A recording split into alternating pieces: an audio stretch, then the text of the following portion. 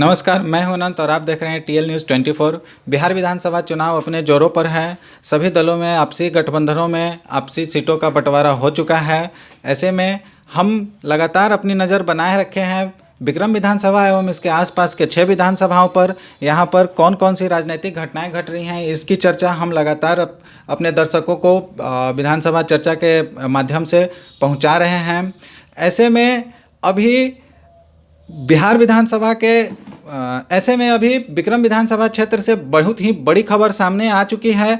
हम दर्शकों को यह बताना चाहेंगे कि हमने अभी तक पिछले चर्चाओं में कई प्रकार की घोषणाएं की थी, कई प्रकार के हमने प्रेडिक्शंस किए थे जो कई मामले में सच साबित होते हुए आए हैं।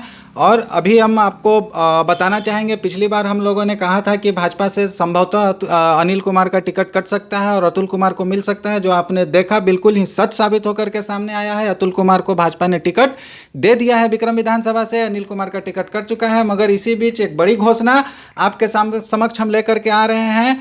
अनिल कुमार निर्दलीय चुनाव लड़ने की घोषणा कर चुके हैं। भाजपा से अलग होकर के वह चुनाव लड़ेंगे। और साथ ही साथ एक और बहुत ही बड़ी खबर जो सूत्रों के द्वारा हमारे पास सामने आ रही है वह यह है कि बसपा से विक्रम विधानसभा क्षेत्र में चुनाव लड़ने के लिए मंटू शर्मा का टिकट कंफर्म हो चुका है। इसका जल्द ही जल्द घोषणा भी किया जा सकता है।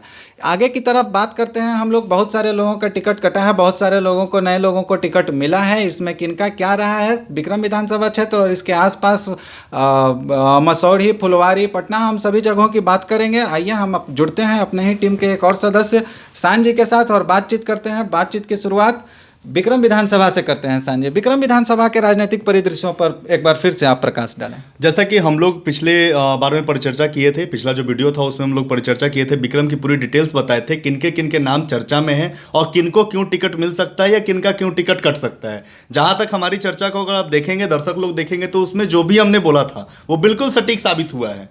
और उसमें आप देखेंगे कि हमने ही बोला था कि अनिल शर्मा जी का टिकट कट सकता है, तो वो टिकट उनका कट चुका है। वजह जो भी हो, लेकिन वजह एक ये भी है कि हम लोगों ने एक दावा किया था कि अनिल शर्मा जी का टिकट कट सकता है इस बार विक्रम विधानसभा से। आप देखेंगे कि अनिल शर्मा जी का बिल्कुल टिकट कट चुका है। अतुल कुमार जी, जो कि मैंने बोला था कि राष्ट्रीय उपाध्यक्ष हैं, एक बड़ी उपाधि है उनके पास, हो सकता है कि संगठन में जितना भी वो वर्क किए होंगे उसका ये परिणाम मिला जो उनको ये टिकट के तौर पर मिला है विक्रम विधानसभा। पहले भी हम उनसे बात किए थे, उनका भी ये दावा था कि जैसा कि हम लोग वर्क कर रहे हैं वो विक्रम विधानसभा को देखते हुए कर रहे हैं और विक्रम विधानसभा से मैं उम्मीदवारी कर सकता हूं। और वो बिल्कुल सच साबित हुआ।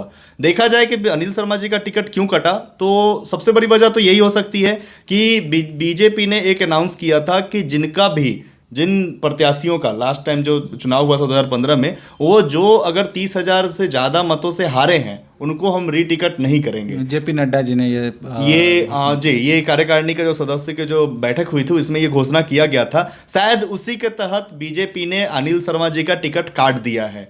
30,000 ज़्यादा वोटों से वो हारे थे, लगभग 46,000 वोटों से वो हारे थे। इस वजह से शायद हो सकता है कि उनका टिकट कट गया है। और अभी जो है वो अतुल कुमार को कंफर्म हो चुका है कि विक्रम विधानसभा से उनको लड़ना है। और महागठबंधन से प्रत्याशी जो है वो सिद्धार्थ शर्मा जी हैं, जो कि अभी स्थानीय विधायक भी हैं। देखना बहुत ही दिलचस्प होगा कि कैसा फाइट होता है, क्योंकि दोनों नवयुवक हैं। एक राष्ट्रीय उपाध्यक्ष हैं, बड़ी उपाधि वो रखे हुए हैं, और एक वर्तमान में विधायक हैं। दोनों का देखना बड़ा दिलचस्प होगा क्या होता है आगे। हालांकि हर अपडेट्स आपको टीएल न्यूज़ 24 पे मिलता रहेगा। जहाँ तक पता है अतुल कुमार की पकड़ युवा क्षेत्र में, युवा लोगों में बहुत ही अच्छी रही है। देखिए, युवा के वो राष्ट्रीय उपाध्यक्ष हैं और विक्रम विधानसभा क्षेत्र में उनका स्थानीय घर भी है, तो स्थानीय होने की वजह से थोड़ा सा उनको बेनिफिट मिल सकता है। उसके साथ साथ अगर पकड़ की बात करेंगे तो राष्ट्रीय उपाध्यक्ष एक बहुत बड़ा पद होता है, क्योंकि राष्ट्रीय तक जाना बहुत मुश्किल चीज़ है। और यहाँ से वो उठ के राष्ट्रीय उपाध्यक्ष बने हैं, तो जाहिर सी बात है कुछ तो एबिलिटी है तभी वहाँ तक पहुँचे हैं। अब देखना ये है कि किस तरीके से उनका विधानसभा चुनाव लड़ना होता है और किस तरीके से जीत हार निर्भर करता है, ये तो जनता के ऊपर है। ये तो बात हुई क्षेत्र के 2 सबसे बड़े चेहरों की। आगे की तरफ अगर बात करें तो हमने पिछली बार उपेंद्र कुशवाहा का भी नाम लिया था, साथ ही साथ और भी लोगों का, मंटू शर्मा का नाम लिया था। इन लोगों का क्या परिदृश्य रहने वाला है अभी के समय? देखिए, जैसा कि आपने अनाउंस किया, हम भी आपको बता देते हैं कि हमारे पास एक पुख्ता अभी दावा है कि बासपा, जो कि बासपा और आरएलएसपी अभी गठबंधन में है, और नरेंद्र कुशवाहा का जैसा आप बता रहे हैं कि उन्होंने बोला था कि हमें रालोसपा जो होगी वो टिकट देगी, तो टिकट उनका कट चुका है और जो बासपा का जो सीट है ये कंफर्म हो चुका है। बिक्रम विधानसभा से बासपा लड़ेगी और बासपा के उम्मीदवार कोई अनजान व्यक्ति नहीं है, बल्कि आप उनका हम पिछली बार भी चर्चा किए थे कि कांग्रेस से वो बगावत सुर अपनाए हुए हैं, उनको टिकट मिलने जा रहा है। जी हाँ, मंटू शर्मा जी को टिकट मिलने जा रहा है और ये कंफर्म हो चुका है। शाम तक इसकी घोषणा हो जाएगी। इससे पहले हम लोगों को बता चुके हैं कि मंटू शर्मा को टिकट मिलेगा बासपा से। तो नरेंद्र कुशवाहा के पास अब दो ही ऑप्शन बचता है, या तो वो निर्दलीय जाए या किसी और पार्टी का सहारा लें, और किसी पार्टी कोई बचा नहीं है। अगर वो सहारा भी लेते हैं तो कोई छोटी पार्टी से कर लेंगे। यहाँ दर्शकों को एक और बात मैं बता देना चाहूँगा, नगेंद्र कुशवाहा जी ने भी निर्दलीय चुनाव लड़ने का घोषणा कर दिया है और वो भी निर्दलीय ही मैदान में उतर करके सामने आ रहे हैं। अब बात करते हैं विक्रम विधानसभा में मामला तो हो गया, आगे की तरफ अगर हम लोग चलें तो मसौढ़ी में भी इसी तरह का बहुत बड़ा घन चक्कर देखने को मिल रहा है। वहाँ का क्या परिदृश्य है? देखिए, मसौढ़ी का अगर बोला जाए तो मसौढ़ी जो है वो सुरक्षित सीट है। जेडीयू वहां से कंफर्म है, जेडीयू लड़ेगी क्योंकि वो टिकट भी दे चुकी है। देर रात तक अनाउंस किया गया कि नूतन पासवान को टिकट मिला है जेडीयू की तरफ से। आरजेडी से वहां जो विधायक है रेखा देवी हैं। अब देखना ये बड़ा दिलचस्प होगा कि रेखा देवी को फिर से दिया जाता है। एक और बहुत बड़ी घटना है जो फुलवारी विधानसभा और मसौढ़ी विधानसभा के बीच में हुई है, क्योंकि फुलवारी विधानसभा के जो विधायक हैं लगातार विधायक बनते आ रहे थे, चाहे पार्टी वो बदलते रहे, जेडीयू से भी आए हैं, आरजेडी से भी आए हैं, लगातार विधायक बनते रहे थे। श्याम रजक जी बड़े जोश के साथ वो आरजेडी में ज्वाइन किए थे, लेकिन आरजेडी से उनका टिकट कट चुका है फुलवारी विधानसभा से। उनको एक ऑप्शन दिया जा रहा है, बाजार में ये बहुत गर्म चर्चा है कि हो सकता है कि उनको मसौढ़ी दिया जाए। तो महागठबंधन अभी कोई पत्ता नहीं खोली है, हो सकता है कि श्याम रजक को मसौढ़ी से दिया जाए या फिर कोई नया प्रत्याशी वहां पे हो, या फिर उसी प्रत्याशी को फिर से रेखा देवी को, हो सकता है कि रेखा देवी को फिर से टिकट मिल जाए। तो अभी महागठबंधन से कुछ कंफर्म नहीं है, लेकिन एनडीए से कंफर्म हो चुका है, जेडीयू से नूतन पासवान को मिल चुका है टिकट। इनके अलावा भी वहाँ पर कोई ऐसे बड़े चेहरा सामने दिखाई देते हैं? देखिए, पार्टी में जब टिकट जब इधर उधर होता है, चूंकि मसौढ़ी से एक और भी जानकारी हमें मिली है, मसौढ़ी में जो हमारे सूत्र हैं वो ये बता रहे हैं कि मसौढ़ी में अगर श्याम रजक को मिलता है तो उस कंडीशन पे हो सकता है कि रेखा देवी जो है वो निर्दलीय चले जाए, और उसके साथ साथ जो वहाँ पे स्थानीय जो नेता हैं, चूंकि देखिए विक्रम जो भी विधानसभा होता है, चाहे वो विक्रम विधानसभा हो या फिर मसौढ़ी हो या फिर कोई भी विधानसभा हो, उससे जो क्षेत्रीय के जो नेता हैं वो जुड़े रहते हैं, उनकी पकड़ ज़्यादा रहती है, उनकी सोच ज़्यादा रहती है। उनको अपने सब वर्क करना होता है, क्योंकि प्रचार आपको करना है वहाँ का स्थानीय नेता से के साथ ही। तो ये बड़ा दिलचस्प होगा कि आरजेडी में क्या होता है, क्योंकि आरजेडी ये सीट लेगी, ये तो कंफर्म हो चुका है कि आरजेडी मसौढ़ी लेगी। अब मसौढ़ी में वो किसको टिकट देती है ये बड़ा ही दिलचस्प होगा। और टिकट देते के साथ ही अगर श्याम रजक जी आते हैं तो जाहिर सी बात है रेखा देवी भी निर्दलीय जा सकती हैं। उसके अलावा जो स्थानीय नेता हैं वो भी बगावत करके, बहुत सारे ऐसे नेता हैं जो कि निर्दलीय खड़ा हो सकते हैं, लेकिन अभी उनका ये कहा गया है कि हमारा नाम अभी नहीं लिया जाए, तो इस वजह से हम उनका नाम नहीं ले सकते हैं अभी, लेकिन बड़ा एक टूट हो सकता है आरजेडी में। मतलब है कि जिस तरह से विक्रम विधानसभा में सामने देखने को मिला कि अपने ही पार्टी के खिलाफ लोग निर्दलीय भी उतर करके सामने आ रहे हैं, अभी तक जिनसे टिकट मिलते रहा था, अभी तक जिनके साथ मिल करके चुनाव लड़ते रहे थे, उन्हें छोड़ करके नए सिरे से अपना निर्दलीय चल करके आ रहे हैं। वही सारा चीज मसौढ़ी में भी देखने को मिल रहा है। देखिए, कुछ ऐसा ही दृश्य जब हम लोग आगे की तरफ बढ़ते हैं, अगर पालीगंज विधानसभा क्षेत्र पर लगाते हैं, तो आरजेडी के पहले के विधायक नेता रहे हमारे सुनील यादव हैं, जो कि पार्टी से बगावत करके घोषणा कर चुके हैं कल ही कि हम निर्दलीय चुनाव लड़ेंगे। इधर भाजपा की तरफ जब नजर जाता है तो कुछ वैसा ही दिखाई देने लगता है। वहां पर से जयवर्धन यादव का टिकट फाइनल हो चुका है जदयू के तरफ से, और रामजन्म शर्मा भी मुंह देखते रह गए हैं, और साथ ही साथ भाजपा से उषा विद्यार्थी भी मुंह ताकते रह गए हैं। इस स्थिति में पालीगंज का क्या समीकरण बनता हुआ दिख रहा है, किनके अंदर क्या चल रहा है? देखिए, पालीगंज का समीकरण जो है, बीजेपी का वो पारंपरिक वोट रहा है और पारंपरिक वहाँ पे सीट रहा है, वो हमेशा से बीजेपी लड़ते आई है। इस साल इस पर जो चुनाव जो हो रहा है उसमें बहुत फेरबदल हुआ। जो वहाँ के स्थानीय विधायक थे जयवर्धन यादव, जो कि आरजेडी से पिछले बार जीत के गए थे, देखा जाए तो आरजेडी जेडीयू का गठबंधन था उस टाइम, महागठबंधन में जेडीयू थी, तो उनका ये कहना है कि हम जेडीयू के सपोर्ट से ही जीते थे।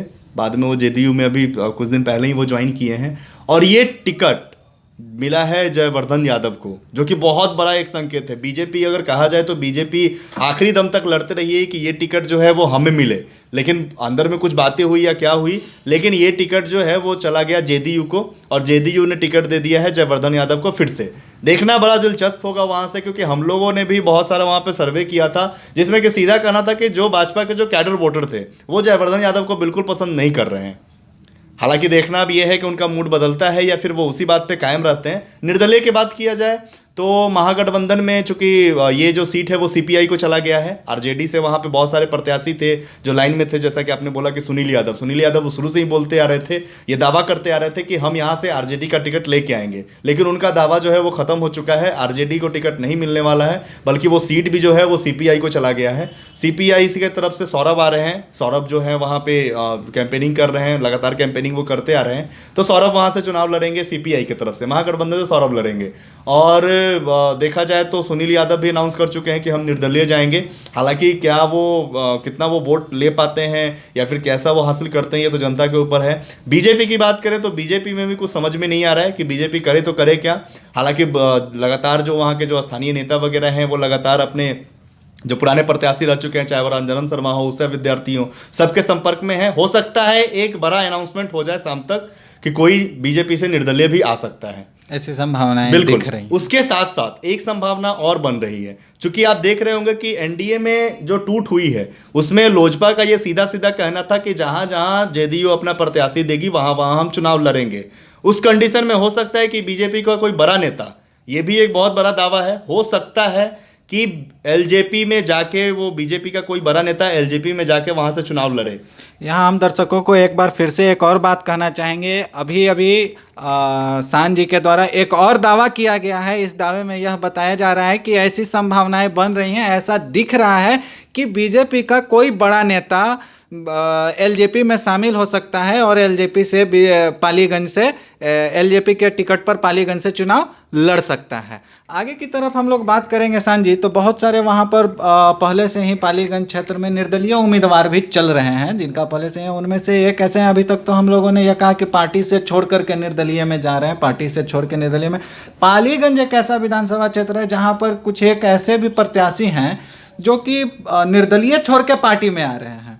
तो ऐसे में वहाँ का क्या दिखाई देता है? जैसे कि मैं आपको गौर करवाना चाहूँगा इंजीनियर राकेश रंजन, जो शायद भाजपा से आ रहे हैं, तो ऐसे में वहाँ का क्या बन पाएगा? क्योंकि एक नया समीकरण बन के आ रहा है रालोसपा और बसपा के गठबंधन के बाद।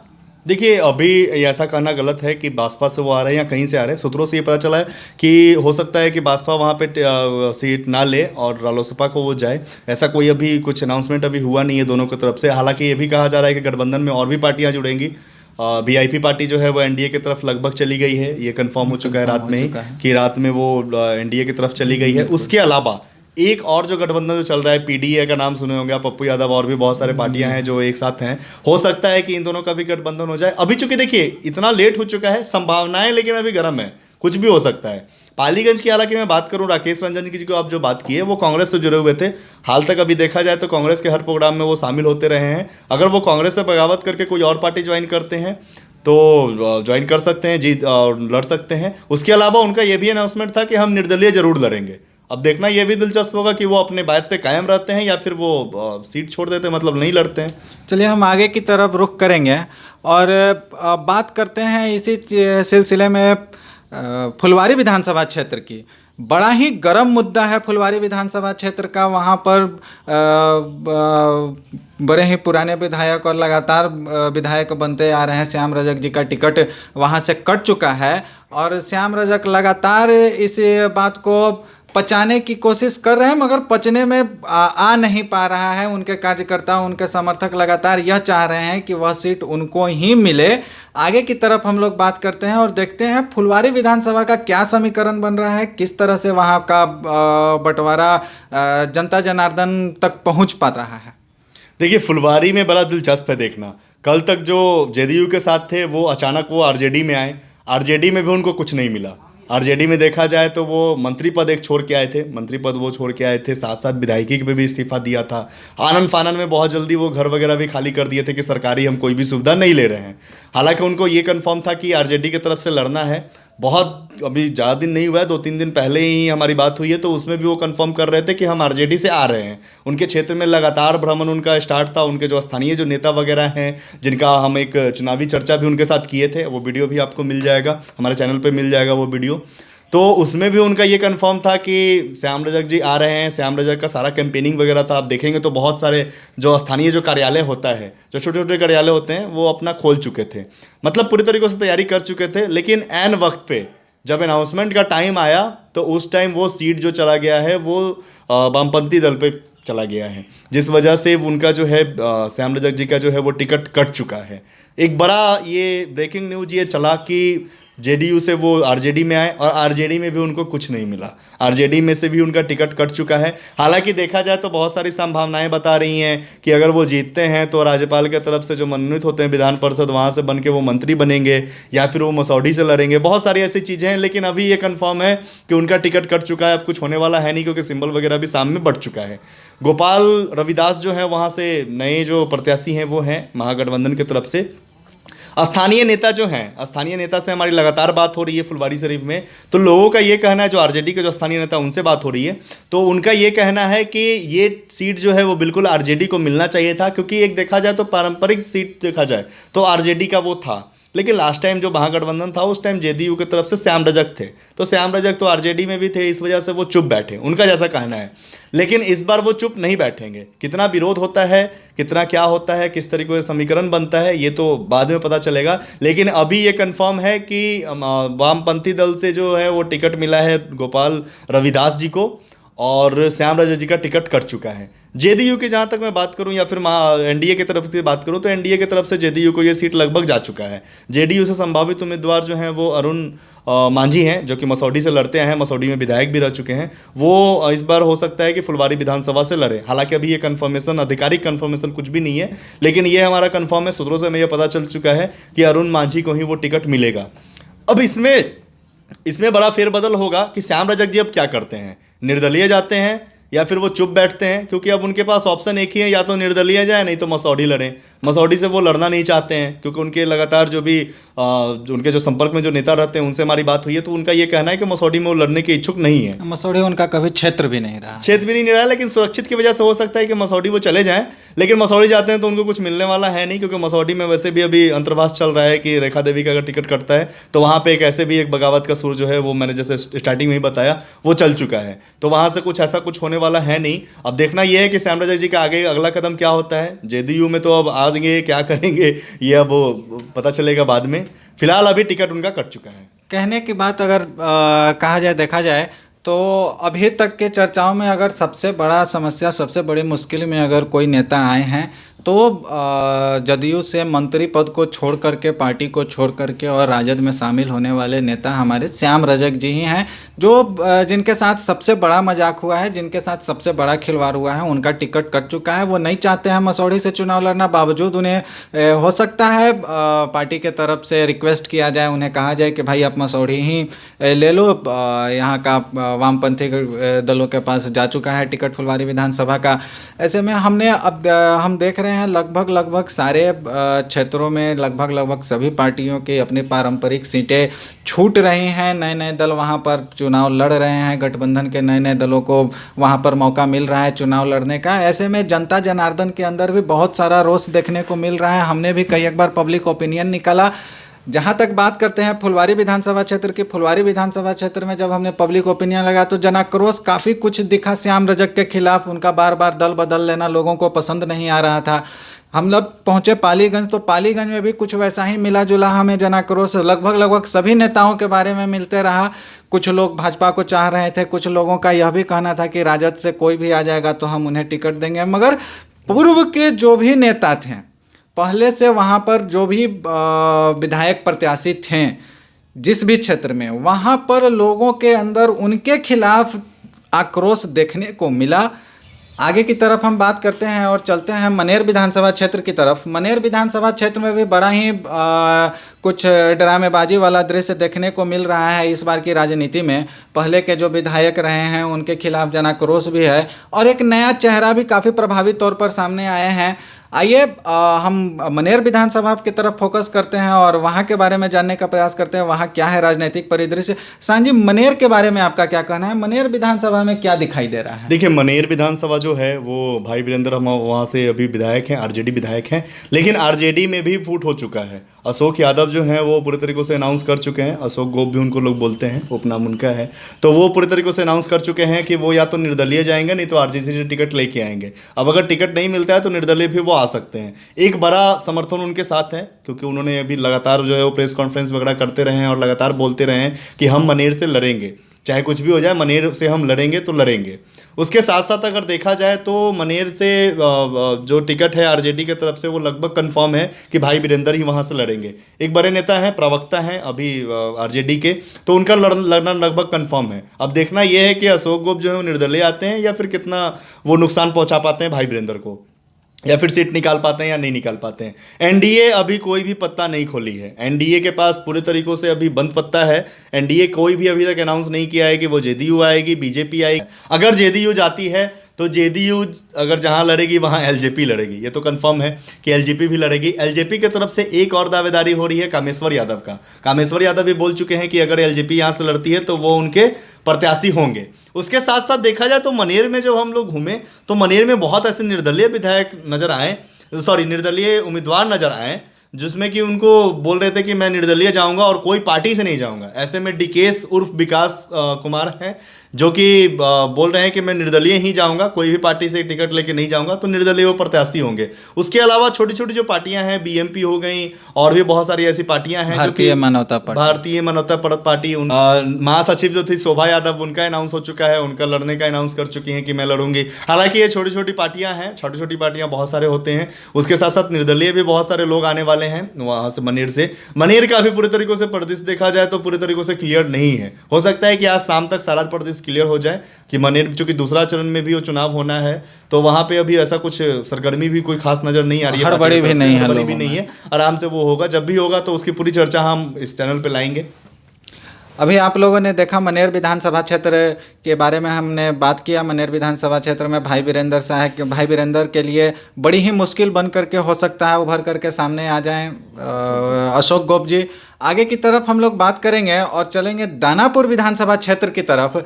दानापुर विधानसभा क्षेत्र से भी बहुत बड़ी ही उलटफेर की संभावनाएं नजर आ रही हैं। हम बात करते हैं और पता करते हैं कि क्या है वहाँ की स्थिति। सांजी, दानापुर विधानसभा क्षेत्र पर थोड़ा प्रकाश डालें। देखिए, दानापुर विधानसभा जो है वो दानापुर का बहुत ही, जैसा कि आपने बताया कि दिलचस्प जो है वो बिल्कुल सीटों के लिए और टिकट के लिए ही दिलचस्प है। देखिए, एनडीए की तरफ से जो है वो आशा सिन्हा वहाँ से हमेशा से विधायक बनते आ रही हैं, बीजेपी की तरफ से हमेशा विधायक बनते आ रही हैं, तो उनका लगभग टिकट कंफर्म है और रात में शायद कंफर्म भी हो चुका है कि आशा सिन्हा ही वहाँ की जो प्रत्याशी होंगी। हालांकि देखा जाए तो स्थानीय जो नेता थे बीजेपी के, उनका बहुत बड़ा बवाल भी काटा गया था कि आशा सिन्हा को जो है वो इस बार टिकट ना दिया जाए, लेकिन ऐसा कुछ संभावनाएं कुछ बनी नहीं और आशा सिन्हा को जो है वो टिकट मिल चुका है। अब आते हैं महागठबंधन की तरफ, तो बड़ा रोचक मुकाबला है, क्योंकि देखा जाए कि आरजेडी से कौन आएंगे ये बड़ा दिलचस्प होगा देखने के लिए, क्योंकि वहाँ पे जो स्थानीय जो एमएलसी हैं और एक बहुत बड़ा नाम दानापुर विधानसभा के लिए बहुत बड़ा नाम रितलाल यादव जी, वो जेल से आ चुके हैं बाहर और उनका अनाउंसमेंट हो चुका है कि वो चुनाव लड़ेंगे, चाहे कोई पार्टी टिकट उनको दे या ना दे, निर्दलीय वो चुनाव लड़ेंगे या फिर कोई पार्टी से भी आ सकते हैं। ये बिल्कुल उन्होंने कंफर्म नहीं किया है कि किसी सिंबल से आएंगे या निर्दलीय आएंगे। अगर पार्टी देती है, पार्टी उनसे बात करती है तो वो टिकट से भी आ सकते हैं और जाहिर सी बात है टिकट अगर कोई देगी तो आरजेडी ही देगी, क्योंकि आरजेडी उनसे बहुत बड़ा जुड़ाव रहा है आरजेडी से, तो आरजेडी से वो आ सकते हैं। अगर वो आरजेडी को टिकट नहीं देती है तो निर्दलीय भी वो आ सकते हैं, चुनाव लड़ना उनका कंफर्म है। तो रितलाल यादव भी चुनाव मैदान में होंगे, आशा सिन्हा भी होंगी। उसके साथ साथ एक आरजेडी से एक और दावा हो रहा है, तेज प्रताप जी की जो पत्नी है ऐश्वर्या, उनकी बहन करिश्मा है, उनकी बहन करिश्मा लगातार जो है वो दानापुर में घूम रही हैं, लगातार वो बता रही हैं कि आरजेडी से उनका टिकट लगभग कंफर्म है। देखना बड़ा दिलचस्प होगा कि आरजेडी किस पे विश्वास करती है, करिश्मा पे करती है या फिर रितलाल यादव जी पे करती है। हालांकि रितलाल यादव जी का तो कंफर्म कहना है कि टिकट अगर नहीं भी दिया गया, कहीं से कोई पार्टी टिकट नहीं भी दी, तो निर्दलीय वो आएंगे ही आएंगे। अब करिश्मा यादव का देखना है कि कितना उनका पकड़ है और क्या वो टिकट ले पाने में कामयाब होती हैं कि नहीं होती हैं। हालांकि रोचक मुकाबला तो मिलने वाला है दानापुर में। अभी हम लोग बात कर रहे थे दानापुर विधानसभा क्षेत्र की, हमने बात किया विक्रम विधानसभा क्षेत्र के वहाँ के राजनीतिक परिदृश्यों को देखा। हमने देखा कैसे बड़े नेताओं का टिकट कटा और कैसे नए बड़े नेताओं का विक्रम विधानसभा क्षेत्र में शामिल हुए चुनावी दौर में। इसी तरह हमने बात किया मनेर विधानसभा क्षेत्र का। इसी तरह हमने बात किया फुलवारी विधानसभा क्षेत्र में। फुलवारी विधानसभा क्षेत्र में भी हमने कहा कि वहाँ का भी मुकाबला काफ़ी रोचक होगा, देखने के लिए मिलेगा। श्याम रजक का टिकट कट चुका है, आगे की तरफ क्या होता है। हालांकि श्याम रजक लगातार लगे हुए हैं कि उनका टिकट उन्हें मिल जाए। आगे की तरफ हमने फिर से बात किया आपका मसौढ़ी विधानसभा क्षेत्र का, हमने बात किया पालीगंज विधानसभा क्षेत्र में। सभी क्षेत्रों के बारे में हमने आपको डिटेल जानकारी देने की प्रयास की कोशिश किया है। आगे भी लगातार हम इसी तरह से राजनीतिक परिदृश्यों की जानकारी आपको देते रहेंगे। लगातार हमारे साथ बने रहिए। वीडियो अगर आपको पसंद आए तो हमारे वीडियोस को, चैनल को लाइक करें, सब्सक्राइब करें और साथ ही साथ जितना हो सके शेयर करें, ताकि क्षेत्र के सभी लोगों तक यह जानकारी आप पहुंच सके। और बहुत सारे हमारे दर्शक हैं जो कमेंट्स के माध्यम से हमें बहुत सारे सजेशंस देते हैं। हम अपने उन दर्शकों को भी डेडिकेट करना चाहेंगे और उनके बारे में भी सान जी से रिक्वेस्ट करेंगे कि आप थोड़ा हमारे उन दर्शकों का जो भी डिमांड है या जो भी बातें हैं उन्हें भी लोगों तक पहुंचाएं और उसके बारे में भी लोगों को बताएं। देखिए, हालांकि हम पहले से ही बोलते आए हैं कि आप जो भी वीडियो हमारा देखें, अगर उसमें कुछ कमी महसूस हो, कोई सजेशन देना हो, कोई सुझाव देना हो, तो आप कमेंट जरूर करें। एक कमेंट मैं आपको दिखाना चाहूँगा अभी।